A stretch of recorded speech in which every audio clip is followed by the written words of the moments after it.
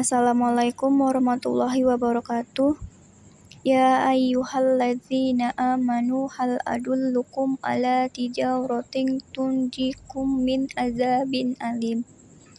Tu'minuna billahi wa rasulihi wa tujahiduna fi sabilillahi bi amwalikum wa anfusikum. Dzalikum khairul lakum in kuntum ta'lamun. Perkenalkan, nama saya Vivi Suryani. Saya mahasiswa semester 1 dari Prodi Akuntansi, Fakultas Ekonomi dan Bisnis, Universitas Muslim Nusantara Al-Wasliyah. Di sini saya akan menjelaskan mengenai bab 2 konsep aljabar dalam ekonomi dan bisnis yang terdapat dalam modul Matematika Ekonomi dan Bisnis olai Muhammad Gufar Harahap, SE, ME, untuk memenuhi tugas mata kuliah Matematika Ekonomi dan Bisnis.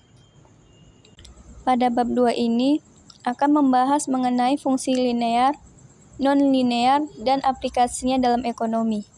Di sini saya menggunakan PowerPoint agar lebih memudahkan saya dalam menjelaskan.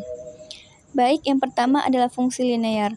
Fungsi linear adalah salah satu konsep dasar dalam matematika yang menggambarkan hubungan antara dua variabel secara sederhana. Persamaan umum fungsi linear adalah Y sama dengan MX ditambah B, di mana Y adalah variabel dependen, X adalah variabel independen, M adalah kemiringan slope garis yang menggambarkan seberapa cepat Y berubah dengan perubahan X, 0. B adalah titik potong sumbu min Y yang menunjukkan nilai Y saat X sama dengan 0. Dalam konteks ekonomi, fungsi linear digunakan untuk menggambarkan hubungan sederhana antara variabel seperti biaya total, pendapatan, atau konsumsi. Contohnya yang pertama fungsi biaya total. Biaya total terdiri dari biaya tetap dan biaya variabel. Biaya tetap misalnya biaya sewa gedung pabrik, dan biaya variabel misalnya biaya bahan baku. Fungsi biaya total dinyatakan dengan CQ sama dengan F tambah VQ, yang dimana CQ adalah biaya total, F adalah biaya tetap, dan V adalah biaya variabel per unit produksi, serta Q adalah jumlah barang yang diproduksi. Yang kedua, fungsi pendapatan. Fungsi pendapatan total dinyatakan dengan RQ, di mana RQ adalah pendapatan total, P adalah harga per unit barang, dan Q adalah jumlah barang yang terjual. Selanjutnya mengenai fungsi non-linear. Fungsi non-linear adalah hubungan antara variabel di mana perubahan satu variabel tidak proporsional dengan variabel lainnya. Contoh umum dari fungsi non-linear adalah Y sama dengan AX pangkat 2 ditambah BX ditambah C. Aplikasi fungsi non-linear dalam ekonomi. Yang pertama, fungsi produksi. Hubungan antara input seperti tenaga kerja dan modal dan output seringkali non-linear karena hukum hasil marginal yang menurun. Yang kedua, fungsi utilitas.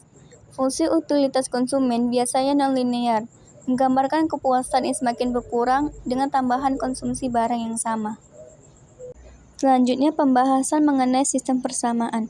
Dalam konteks ekonomi dan bisnis, sistem persamaan sering digunakan untuk memodelkan interaksi antara beberapa variabel ekonomi seperti harga dan jumlah barang dalam pasar persaingan. Contoh, dalam model keseimbangan pasar sederhana, kita bisa memiliki dua persamaan. Yang pertama, fungsi permintaan, QD sama dengan 100 dikurang 2P. Yang kedua, fungsi penawaran, QS sama dengan 200 ditambah 3P. Ini adalah penyelesaian dari persamaan yang tadi. Karena QD sama dengan QS, maka langsung kita letakkan saja 100 dikurang 2P sama dengan 20 ditambah 3P. Variabel P-nya kita letakkan di satu sisi dan konstantanya di sisi lain. 100 dikurang 20 sama dengan 3P ditambah 2P. 80 sama dengan 5P. Jadi P-nya adalah 16. 16 inilah yang dimaksud dengan harga keseimbangan pasarnya. Lalu kita cari berapa kuantitas keseimbangannya dengan menggunakan QD. QD sama dengan 100 dikurang 2P. sama dengan 102 dikali 16, karena P-nya tadi adalah 16. 100 dikurang 32 hasilnya 68. Itulah kuantitas keseimbangannya. Jika kita menggunakan EQS, hasilnya tetap yaitu 68. Baik, selanjutnya mengenai ketidaksamaan. Ketidaksamaan menunjukkan hubungan di mana satu variabel lebih besar atau lebih kecil dari variabel lain. Dalam ekonomi, ketidaksamaan sering digunakan dalam analisis kendala untuk menggambarkan batasan-batasan dalam masalah optimasi seperti batasan anggaran atau kapasitas produksi. Contohnya, seorang produsen mungkin memiliki batasan anggaran produksi seperti biaya total lebih kurang atau sama dengan 5.000. Ini menunjukkan bahwa biaya produksi tidak boleh melebihi 5.000 unit mata uang. Selanjutnya, aplikasi persamaan linear dalam masalah bisnis. Yang pertama, dalam biaya total.